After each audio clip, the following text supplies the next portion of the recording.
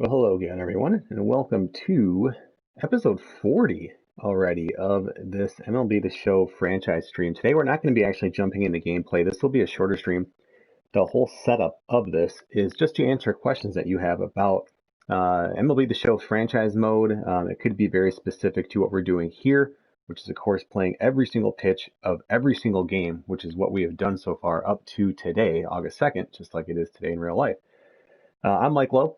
I'm with simsportsgaming.com. I'm the owner and operator of that website, and all things kind of going on there. So again, thanks for checking this out. You can check us out on our Discord. It's probably the best place to kind of see the most current activity at SimSports Gaming. And you can join that. There's a link there at simsportsgaming.com. So definitely check that out. We run various different leagues, a lot of PC simulated tech sim leagues. Our Madden league is going to be kicking off soon, and lots of other stuff. So MLB The Show League, that's kind of regenerating right now, Golf Club Society, all kinds of different stuff going on. So, but of course, this stream, we're going to be just looking at the franchise and kind of all things that's been happening here with the Detroit Tigers, who currently sit at 53 and 59 after having a really, really nice July where they went 16 and 10 and have won 7 out of their last 10 games. As you can see there, they currently sit 5.5 games back in the division. And it's been a nice little run. Of course, this is the first stream post-trade deadline. The last stream, we looked over a few different trade options. So I wanted to start there, and we can look and see what the Tigers did do at the trade deadline and perhaps did not do at the trade deadline. But again, in the meantime, if you do have questions, and I have a few that I've seen on Twitter and on Operation Sports and whatnot about the sliders, feel free to ask. I have the chat up on the screen here so that it's easier for me to see, because I was hoping to watch the Tigers here, but it looks like they're in another weather delay. So anyway, again, I want to just kind of jump in and start talking about what this team's looking like. And really, we made a couple deals. We made a few trades at the trade deadline, and you can see there they are on the 31st of July. So we acquired Kurt Suzuki, Anibal Sanchez, and starting pitcher prospect, quote-unquote prospect, Will Crowe for Jordan Zimmerman, who had pitched actually really well, had just come back from an injury, and had continued to pitch well for us. And originally, this was a deal that we were even kind of looking around sending Miguel Cabrera, but we decided to keep Cabrera. Even with his $31 million contract, with us being 5.5 games back and so on, still a decent shot with 2 months to go. We're about 6 games back or something like that with the wild card positioning. And so we decided to keep Cabrera as he's chasing 3,000 hits, 500 home runs. In real life, would we have moved him? It's hard to say, but kind of a fun guy to keep on the roster here for the streams. And I'm a big fan of Miguel Cabrera's game. And so anyway, also just kind of looking at the realism of, like, would the Nationals really trade for this $31 million contract over a number of years? There aren't you can't retain salary in MLB The Show and things like that like you can in real life or in out of the park baseball. So it just didn't really seem like it was going to really be a realistic thing. But nonetheless, we kind of take back some of their garbage.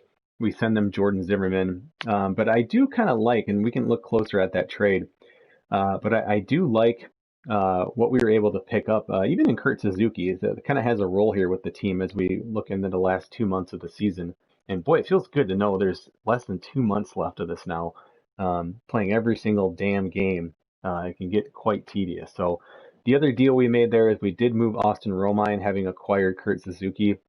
And we picked up a really nice starting pitcher prospect that we like from the Phillies, Adonis Medina. So let's take a look at those guys. And we can start with who we picked up from the Nationals, right? So this was in the Jordan Zimmerman move. And Jordan Zimmerman, by the way, I can show you this. I try to check this stuff out post-trade, right? I save ahead of time, and I want to make sure that they're going to utilize the players properly. Jordan Zimmerman is their 4th starter. This is a team right now that would be in the playoffs. So, and of course, he had great success with the Nationals. So he goes back to the Nationals and is able to kind of help lock down a starting pitching rotation that could be this team's weak point. And I mentioned he's had a good season, even though his ratings aren't very great. He's had a good season, 3.45 ERA. That also checks out well with his component ERA, and even his fielding independent ERA is not terrible. So Again, it's a nice pickup for them. It's low risk. Yes, that's a lot of money, but he's a free agent at the end of the year, so it made sense for them. So the Tigers, in return, then we end up picking up this little menu. Is seriously the worst design thing ever. So we end up picking up a few players from them. First off, we get a sort of a prospect. I mean, not really. He's a just a 62 overall D potential at 25 years old, but he's got decent stamina. He's a guy that I kind of see like, okay, he can sit in AAA. If we have an injury, he can come up. He can eat up some innings. I like his 5-pitch repertoire, so he's not terrible or anything like this. But this was kind of again just kind of a throw in that they were able to do with the Jordan Zimmerman trade. It made sense for us. The other guys that we got were we bring back Anibal Sanchez to the Tigers. The old guy won the ERA title with the Tigers back in what year was that? It must have been right here, right? 2014. I'm sorry, it must have been 2013. So I mean, he had tons of success with the Tigers. Now, obviously, it's a little bit different now that he's age 36, but he basically takes over that long relief role that Ivan Nova had used with us, and even Jordan Zimmerman after injury. And again, it was more just kind of taking on that contract, very, very low risk. We didn't really see it much as a downgrade at all when we moved Jordan Zimmerman, because we like having Kyle Funkhauser right now in the rotation as he starts to develop. And then we actually picked up Kurt Suzuki, who I can't really stand as a catcher, but he is going to absolutely DH for us and hit, or I should say DH. He's going to catch against lefties, and we'll just have to be really, really careful with his low blocking. I don't know if I would ever necessarily start him, say, in a playoff game or anything like that. What we'd have to see. But again, we're not really even talking playoffs just yet. So, so let's see. What else can I say about Kurt Suzuki? I like him. I mean, again, he's only gonna be around here for a couple months. We won't be re-signing him. I can't have a catcher with that bad a defense. I shouldn't say it's impossible not to re-sign him. He would be a DH for us if we did bring him back. But at age 36, we'll have to see. I'm not sure. I always laugh when I think of Kurt Suzuki. You can see they're born in Hawaii. I remember the first time going to Hawaii with my wife.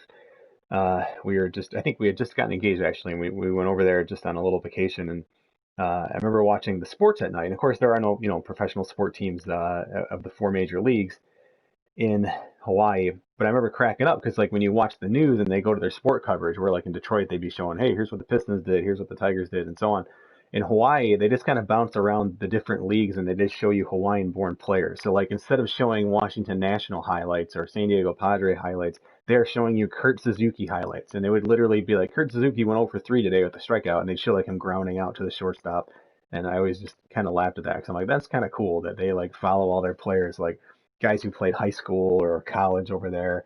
So at the time when we were seeing a ton of what's his face? I'm totally drawing a blank. The old Oregon quarterback who plays quarterback for the Titans and then got traded. Oh my God, I'm totally drawing a blank on his name. Marcus Mariota. So like just seeing tons of highlights on him or like what he was doing in camps and stuff like that. So but anyway, Kurt Suzuki, one of the newest Tigers there. So yeah, pretty good, pretty happy about that. And then because we didn't really have a use for Andrew Romine any longer, and we had some teams interested in him, we did pick up a really nice another pitching prospect that I like. Again, good stamina, just 22 years old, 5-pitch repertoire. Adonis Medina, 67 overall, B potential. So there we go. I see some comments. Ryan's here. Hey Ryan, talking about you didn't make the Torres for Maven deal. Again, if I wasn't gonna trade Cabrera, I wasn't gonna trade Cameron Maven. He's been probably our best hitter. He's had an absolutely a career year, and again for what we were getting back, and no offense to Torres, because John Torres is just not the player I think in this game that he could be in real life. It just really wasn't worth it, especially with we already have Joe Adell, who was added earlier in the season. So when we look at center fielders, I'd rather roll with Cameron Maven. Now again, if he was like a 93 overall contract expiring, yeah, we'd have to probably move him to get something, but we just weren't getting a ton for him. So for me, I'd much rather just keep him and let him keep going. So, but he's had a career year. Again, I don't know if there's any kind of correlation. I was looking at this stuff earlier.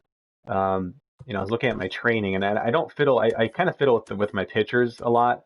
I kind of just rotate between like bullpen and pitching coach a lot of times. Like each month, I'll just kind of rotate it. Hitters, I don't do a whole lot unless they're maybe older. Like, I don't really care about trying to fix Kurt Suzuki's defense at age 36. So for now, I'm just like, hit the batting cages. But the only other guys I've really messed with are guys that are having really good years.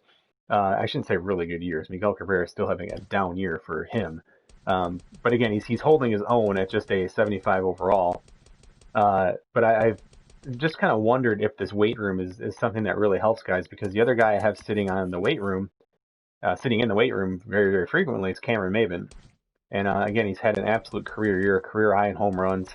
And again, I just wonder if maybe there's something to that. Part of it too is he's just getting a lot of at bats. I mean, he's had that season in Atlanta, a season in San Diego or two, but he's typically not been a full-time starter. And so, with his third stint here in Detroit, he's having a truly a career year for us. So he probably won't be back on the team next year. It's a position that we'll probably be looking to spend a little money in free agency to bring in kind of a true, kind of a cleanup guy or like a 3-4 hitter or something like that. I think that can be a really good mix. Maybe let Cabrera bat second because he's still getting on base. And we're hoping to bring back Jonathan Scope too, which is another reason I didn't trade him. He was probably the best player on the trade block, minus Jonathan VR, who was picked up by the Marlins actually. And so you can see here, they picked up Jonathan VR. They're a playoff team right now. They're in first place in the NL East, so really, really exciting for them. Again, kind of a low risk rental that they're able to pick up. And that was a pretty close to a trade deadline, if not on the trade deadline day. So that made sense. I also tried to sign them. I was looking around. I said, okay, trade deadline's over now. Where is Yasiel Puig going to sign? I'm going to give him a team. And I had decided on the Marlins. But when I went to go sign him, he just would not sign for. I was even offering up to like over $8 million a year, and he would not sign. And I said, well, I'm not going to sign him to a multi-year contract to a team. I'll let the AI sort that out in the offseason. So unfortunately, it looks like Yasiel Puig is going to stay a free agent. I even looked at the Cardinals. They have some injuries, and they have a pretty bad outfield, honestly, in this franchise. But it kind of came down to the Angels, who've had some injuries as well. Even Oakland, I was looking, but they have some money already tied up in right field. Atlanta. But then I decided on the Marlins. I thought that'd be the best fit, but again, he just wouldn't sign. So yeah, just let it be. Let's see.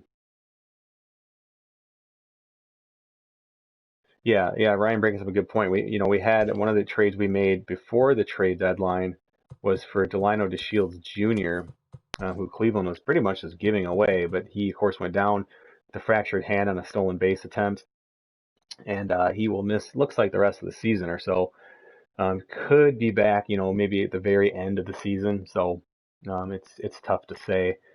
But we'll get Castro back pretty soon. We'll get Candelario back pretty soon. So yeah, I mean, this team we have a lot of pieces we can move around. I mean, if you look at how the team's looking now, Caratini spent some time even playing third base. He played first base last game to give Cabrera a day off on Saturday. There's a lot of guys we can move around. I mean, maybe can DH for us. Joe Adell, I've had DH a little bit. Christian Stewart now is getting some full-time action here, at least against right-handed hitting. And had another big home run, or I'm sorry, he had a home run, yeah, in the game we just won 6-5, which I'll show you. And then he had last stream he had a really, really clutch double in a game we lost. But he's been a really nice little surprise there. I shouldn't say a surprise. I guess he's just starting to come along. He's up to a 70 overall now, so not great defense. Again, this is definitely a candidate for potentially having him be a DH like he is right now. Daniel Pinheiro, we saw the last time he has been called up just with some of the injuries going on, and I think he's drawn a couple walks so far. Nothing. Yeah, 3 walks actually, and 8 plate appearances. So, yeah, doing a nice job at least getting on base. Just the 1 hit so far. So, what else here? Again, we got Suzuki. We saw, and I actually switched out Esperanza. I think was that shortstop we were using for Willie Castro, who played his first game up and actually went 3 for 4. So he had 3 hits, hitting 750. So again, that's kind of a nice little thing there. So he's kind of our new backup infielder, backup catcher, pinch runner, backup outfielder, right? That we kind of rotate in. Again, it's pretty much the same lineup as I kind of flipped through. You can see Maben kind of bumps up because he just doesn't have the same kind of power against lefties for whatever reason. Kurt Suzuki comes in Travis Demerit comes in, whereas Caratini goes to the bench, sort of. I'll probably still spell him in because he's still hitting lefties okay, even though his ratings aren't great at it. But he's also got that pinch hitter quirk that I like. So I figured, well, if he does need a day off, it would be ideal. Get Suzuki in who can hit lefties pretty well, and then it allows us to use Caratini as kind of like another pinch hitter to go along with Christian Stewart. Of course, Deathridge is our pinch runner at this point. So I actually really like the makeup of the team. I would say right now our biggest weakness is really just kind of filling out the starting pitching rotation. And I was really trying to get that James Taillon from the Pirates, but I mean, they absolutely were insistent on getting either Matt Manning or Casey Mize, and I just wasn't going to trade an A starting pitching prospect who was 21 or 22 years old in Casey Mize's case. It just wasn't going to happen. I mean, I think Taillon's really good. I don't think he's that good. And so we're just going to roll with it. I mean, Michael Fulmer's been pitching a lot better. He still has an ERA over 6 this year, so he's definitely been rough. Daniel Norris has been good, but again, he can't really pitch more than 5 innings. So he's a guy we may be even looking at to use in the bullpen next year. Depending on what his arbitration looks like, he could definitely be a trade candidate at the end of this season. We just have to kind of see. So, but yeah, I mean, the pitching staff has been pretty similar all year long. Again, I don't really think it's been better than I think we thought. Of course, we were able to make that move with Los Angeles to send Nemoroides Vizcaino. Let's see if he's blown a save yet. He's up to 30 saves. He had 25 with the Tigers. Does it show blown saves here? I don't think it even shows these here, does it? Oh yeah, 1. So he did blow a save with them. But yeah, he was a guy that we signed before the season and was just excellent for us. So Jacoby Jones got hurt, and so I always simulate the preseason or whatever you call it, spring training, and he was the one guy who got hurt. He got hurt in the during that simulation, out for the year. So he was out for 6 months or whatever it was, like 6 to 8 months or whatever. So he's out. He's still progressing, which is nice. I mean, he's a decent player. I like that he can also play third base. Yeah, Jacoby Jones was a pretty highly touted prospect when the Tigers got him from the Pirates, actually. And I don't know what the plan is. Again, he could certainly be a candidate to be our left fielder. But I kind of want to bring in a better bat, so I'm not sure. He could be. He's probably in the running with Travis Demerit at this point, with just see potential 27. Maybe kind of being a bench guy. I could see him being our 4th outfielder for sure. Again, it's nice that he can play third base, and his ratings aren't too bad. I mean, he can actually definitely hold his own. He'd be a really nice defensive sub, maybe to put in. So let's just say we did start Christian Stewart, and maybe in the 8th inning we bring in Jacoby Jones to play left field or something like that. He can also pinch run. So yeah, good questions. Yeah, the Tigers are playing pretty well in real life. What's up, Daniel? And that's something I don't mean to toot my own horn at all, but I remember someone on our SSG Discord, the Tigers lost the first game 7-1, and I said, wow, Detroit's going to be so bad this year. And I think I just said they won't be as bad as you think. I don't think they'll be that bad of a team. And we're seeing it. Again, it's very, very, very early, and I still don't really think the season's going to go much longer, truthfully. But yeah, it's been good to see. I mean, goodness, Gregory Soto has looked sick. So if you haven't seen him pitch, a lefty who's throwing over 100 miles an hour right now and just gassing guys, just getting everybody out. I think he's given up 1 hit so far this season. So um, let's see. If you the free agent list on the menu, it gives you different 3 guys each. Oh, I see. Okay. Yeah, Ryan, I can check that out. Yeah, Ryan, I don't think they're going to get to play those games. The Cardinals and Tigers. I don't think they're going to play them. And then Tigers are in a rain delay again today. They have a doubleheader because of the rain yesterday. So just kind of a crazy thing. So you're saying, yeah, 'cause it's weird, right? When you click into this, it shows you current free agents, but apparently this kind of rotates or something. I see, yeah, it does rotate. So, looking at some of these, I mean, it would be nice to get a veteran starting pitcher on the staff. So again, Trevor Bauer would be nice. Carlos Correa, I mean, of course, would be a great addition. Even though I like Nico Goodrum, but he can play just about anywhere. Nico Goodrum could. So, um, I mean, that Correa would be a really, really good fit. Let's see. Probably wouldn't spend money on a closer. One of the Cubs lefties. We're not really going to need either of those guys. Probably don't need any of those guys. Marcell Ozuna, I had pretty good success with him with that little Marlins franchise. George Springer, Andrelton Simmons. I don't know. I mean, there's nobody here that like is an absolute, oh yeah, we have to get this guy. Carlos Santana, I've always liked using. Again, he was in my Marlins franchise when we made a move for him. Really, really good player. Really nice DH. Oh, let's see. Bring Andrew Miller back to the Tigers, but again, I don't like spending money on bullpen unless you're in the playoff run. It's something I would acquire at the trade deadline, and I don't mind bringing in a high-priced relief pitcher like that. And there's a lot. It looks like there's a lot of relief pitching available, which is interesting.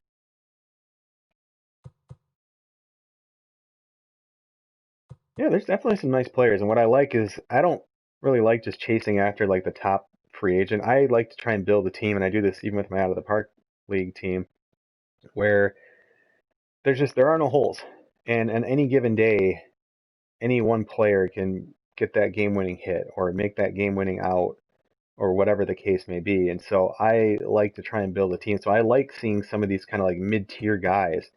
Um, you're not seeing like the Bryce Harpers of the world or the Mike Trouts of the world on this list. You have a lot of guys like Wilson Ramos or whatever who can come in and just fill certain voids, and just kind of fill out the staff.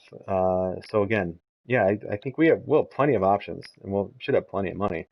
So that'll be nice.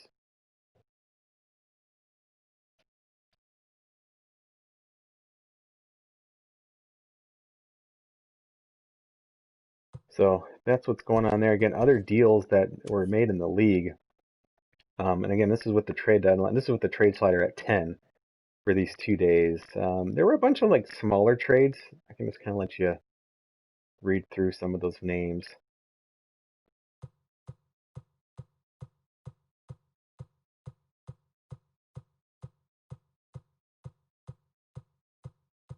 We looked at some of these in the last stream. Whit Merrifield, again, these were on the 30th, but the Cubs picking up Whit Merrifield, which I thought was a really, really nice move for them.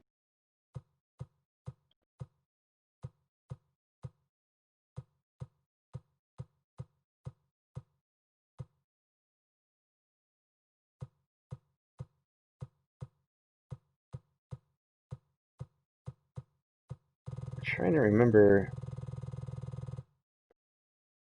Oh, maybe the Marlins. Okay, my bad. That's right. They had Jonathan VR on the trade block, but they didn't trade him. I just remember seeing him on the trade block. I thought they did.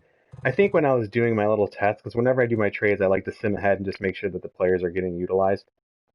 I think they did trade him in one of those sims, so I apologize for that error there.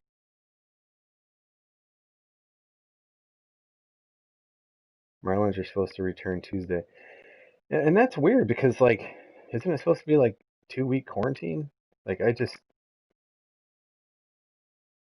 yeah, I don't know. I just, I don't know. I guess I can't. I don't. First of all, I don't know why this is a political issue. It should not be. It's ridiculous. Like this is a real thing. It's very very scary what's going on. And I love baseball, and I'm thankful that they're playing. It's been fun to watch. But like when you start seeing problems like this, like it's just perpetuating problems elsewhere because people think it's safe. People think it's okay. I mean, just driving around yesterday and just seeing some of the stuff on Reddit and whatnot. It just people being out. I mean, just stay the fuck home, people. Stay the fuck home. It's not that difficult. Chill out. We're gonna go outside or something. That's cool, but good lord, it's just not helping anything. It's not fake. It's not a political thing. That's not how viruses work. So there's my rant for the day. Let's see, for top prospects that are kind of going around. But yeah, I don't know. That's why I'm just kind of 50-50 on like the season because I love watching it, but it's also like I don't know if it's giving people this weird kind of false sense of you know uh comfort, I guess, in going out. And like I said, I want to go out. Just, like, trust me, I sympathize, man. I get it. It's fucking boring sitting home all the time. But like, damn, getting sick sucks. You know, dying sucks. People you love dying sucks. We have had family, and this is no joke. Like, on my wife's family, they've had 4 deaths from COVID. So I mean, it's I mean that's not like sick or not feeling well. They're dead. They are dead. So like, stay home. Good grief. Yeah, the NBA's done a pretty good job, and they're really strict, right? When guys like venture out of that little bubble, like I get it, man. Like you're a young NBA player, lots of money, like you want to go out. I completely understand that. But like right now, this is a job, right? It's kind of like, if you were like you see like, when they set up like those trailers and stuff, right? Like on a construction site or something that's like way remote construction, or maybe they're drilling or something. Look, man, like you just stay there. You don't really go do anything. And that's just how it's really got to be treated. So, yeah, if an athlete dies, I mean, good grief. Yeah, it's just, and again, most people aren't dying from it, but it still doesn't matter. Like, just, we're talking about deaths, people. Like, one is too many. Deaths? It's messed up. Anyway, I'm just seeing if any Tigers are still floating around the top list here. I didn't mean to go on a tangent, like I said, and I hope nobody takes this as like, it's not a political thing, man. It's just not. Like, this is not. I would not talk politics and stuff on this. Like, we're talking about people's safety and shit. I mean, this is like talking about wearing seatbelts or something. But let's just picture it's like every single day is super cloudy and rainy and snowing, and your headlights don't work. And like, wear a seatbelt, right? I mean, that's kind of what's going on right now. Like, if there's ever a time to wear a damn seatbelt, aka a mask in this case, just do it. Stay home. Find stuff to do, man. Find some hobbies. I've been doing Rosetta Stone, working on my Spanish, reading some books, playing some games, doing yard work. I mean, I get it, man. It's been months. Like, with the freakiest part, yeah, it's just Matt Manning right now. The freakiest part is just getting used to it, right? I mean, just I'm kind of used to this now. It's really weird. We get takeout, we go to the grocery store, and we'll do some things outside. I walk my dog every day, so I mean, I'm outside every day. But yesterday we went to UCSD, so Cal San Diego campus, and just walked around. We were gonna go up to Torrey Pines and walk, and we went up there, and it was jam packed with people. And it was just like, this is crazy. And so just I'm like, I've never walked around UCSD. Let's go over there and check out the campus. And it was great. I saw like 3 people, and I walked for like an hour and 15 minutes, and there was no one around. It was beautiful, very beautiful campus, really really nice. So glad I got to do that. So anyway, what else? What else do we want to look at here? Let's see.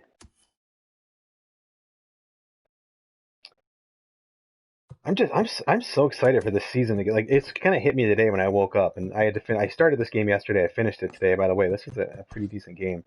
Um, 1-0 Royals, 1-1, and then Jonathan Scope hit a grand slam in the fifth inning to make it 5-1. And it was 5-2, and then it was 6-2 after Victor Reyes double scored a run in the eighth, and then the ninth was funny. So I had because remember it was 5-2 in the eighth inning. So I had Joe Jimenez ready. He was a little bit tired though, so I had Joe Jimenez ready for the save.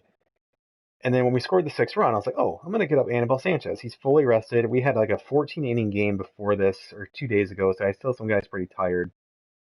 And I was like, I'm gonna let Anibal Sanchez start the ninth. We got a nice lead. We got a 4-run lead. And I'll leave Joe Jimenez up though in case he gets in trouble. So I go to put Anibal Sanchez in, and I realized I accidentally put Joe Jimenez in. So I was like, oh shit, I didn't want to do that. So I'm like, well, let's just go with it. And Jimenez ends up getting guys on base, gives up the 3-run home run. So he still closes out the game, quote unquote. He doesn't earn the close, or he doesn't earn the save. But he did pitch, and I was just so pissed because, like, man, I wanted to give him some rest, and totally screwed up and clicked on the wrong guy. So you can see Joe Jimenez did come in the ninth. But the Tigers have yet to blow a ninth inning save. Isn't that crazy? We have not blown. We were 25-25, and with Aroydis Vizcaino, and then I think we're like 12-12 with Joe Jimenez. And I talked very early in this uh, stream series. I said, if you were to really go back and measure your win-loss record and even just one-run games, you're going to probably see that it's pretty high because you're just smarter than this game's bullpen AI, which is frankly dumb as fuck. They're just not good.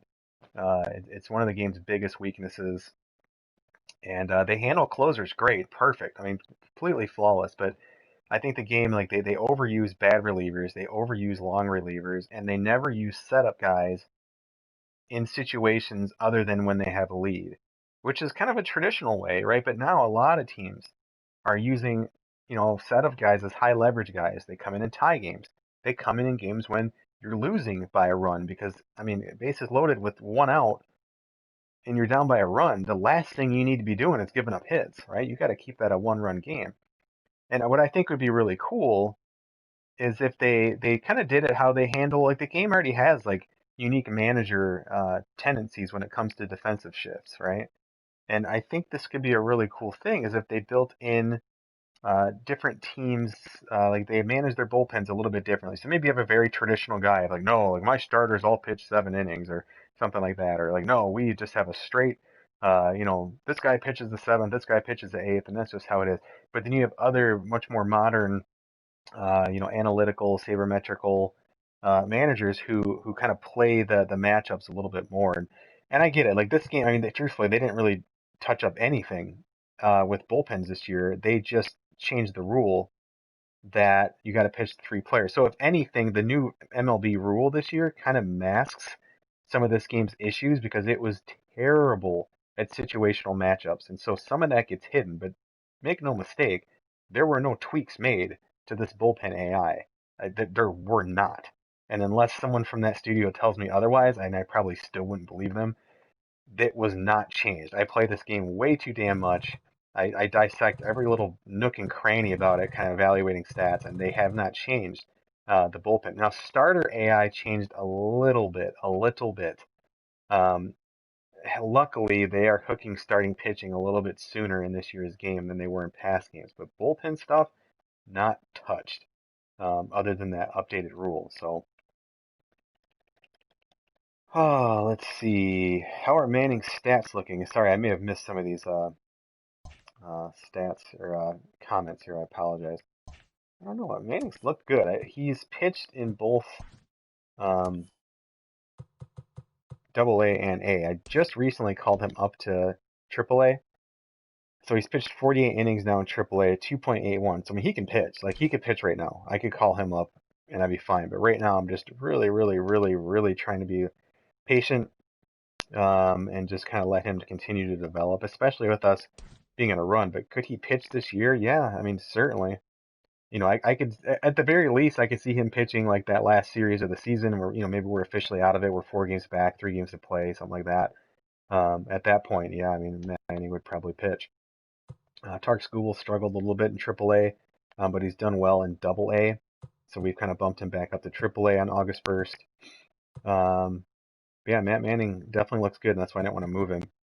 Casey Mize got hit around pretty hard in his last game, but he's now pitched 50 innings at the major league level.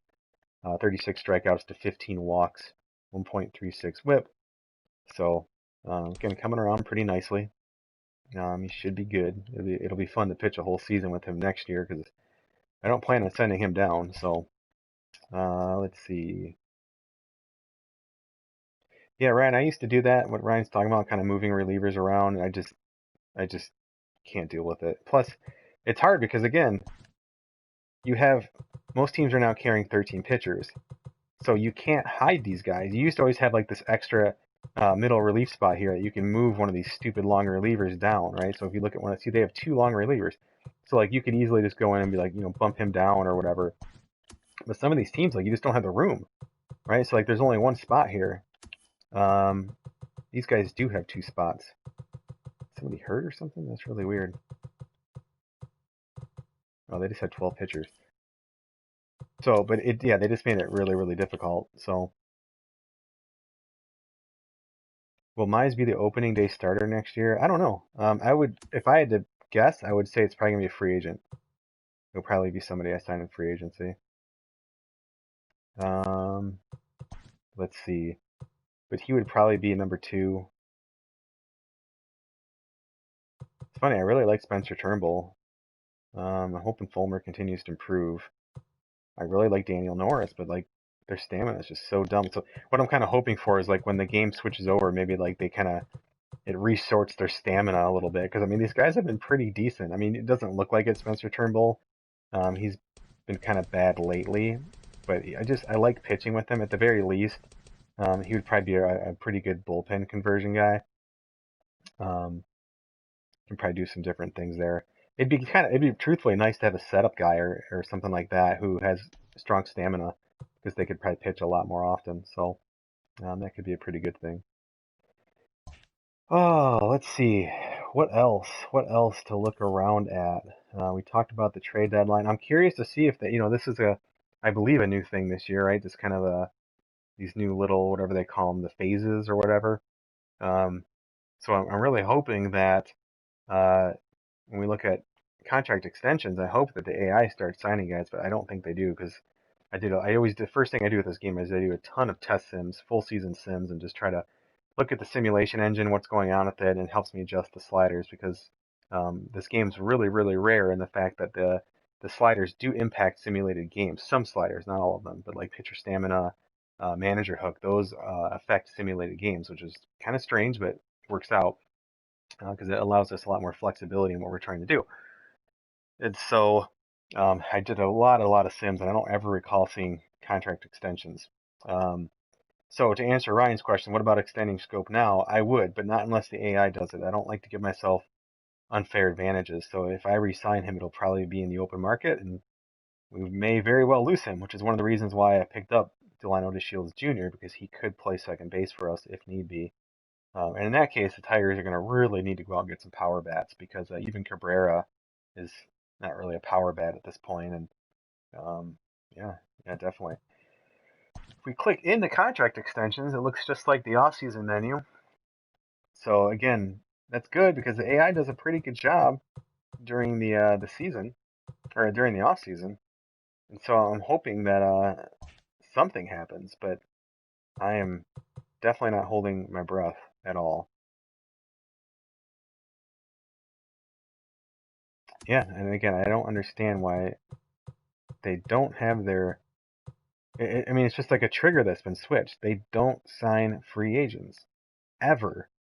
And like I've signed a few just because I've had to like sign like some minor league guys to like fill out rosters and stuff. And that's why it's unfortunate because I want to put injuries at like at least 7. It's at 6 right now, but if you have it any higher, the AI teams like can't even field the damn team. And they're minors, they get too many injuries. So and that's not the unrealistic part. The unrealistic part is that they don't sign dudes. They don't fire coaches during the year, which is rare, but still, like it should be happening. And you could always go in and do this yourself and things like that, but just forget it. So I mentioned again, Tigers 5.5, 5.5 games back. Cleveland and the White Sox tied for first. Twins right there in the mix. Here's what's interesting, right? So these are the two teams we're chasing. I don't play them again for a long time, so I'll save you the drama. The next time I play them is here. So the middle of September, we play 3 in Cleveland, and then the very last series of the season is 3 against the White Sox. What could be, right? Wouldn't this be wild? Look at this long ass road trip too. What is that? 9 games or something like that?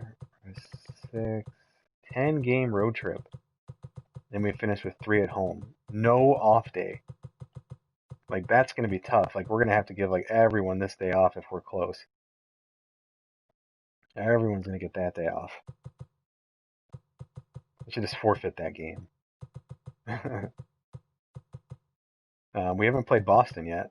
It's kind of wild, right? So we play them the end of this month, and then we turn around the following weekend and play them again. This time in Boston with a little wraparound series. So yeah, that'll be fun. Go over to little Fenway. Yeah, I think that pretty much covers everything. Um, I had some questions about gameplay and stuff like that, but I'll probably answer the next time I do a gameplay stream. But yeah, I think that's it, everyone. I do want to say subscribe to this YouTube channel here because we can definitely do more streams like this where we're just chatting about what's going on in the game and in the franchise and so on. Again, this franchise, every pitch of every game has been played and pretty much on schedule. There's been a few times where I've gotten behind and even a few times where I've gotten ahead. But boy, COVID makes it pretty easy to keep up. If there's ever a year where you should have done a full 162 game season, this is the year to do it. Especially when there was no real baseball to watch or anything like that. So the Tigers are still in a weather delay that's not looking good. Um, let's see. But yeah, again, subscribe to this YouTube channel. That would be great. Check out our Discord. You can get the link to join it yourself at simsportsgaming.com. I am Mike Lowe. You can follow me on Twitter at MikeLowe47. The sliders that we're using for this, that a lot of people are here in support of, can be found on Operation Sports. The latest version is 2.3, I believe. I don't have that up in the vault just because I've been forgetful. But the details of that are up on Operation Sports. So, yeah, thanks everybody for watching. And I'll be streaming, I don't know, some point this week, hopefully. So, yeah, subscribe and it should ping you. And I try to give out a little bit of advance notice, sometimes on Twitter if I remember. But otherwise, enjoy the rest of your Sunday. Bye, everyone.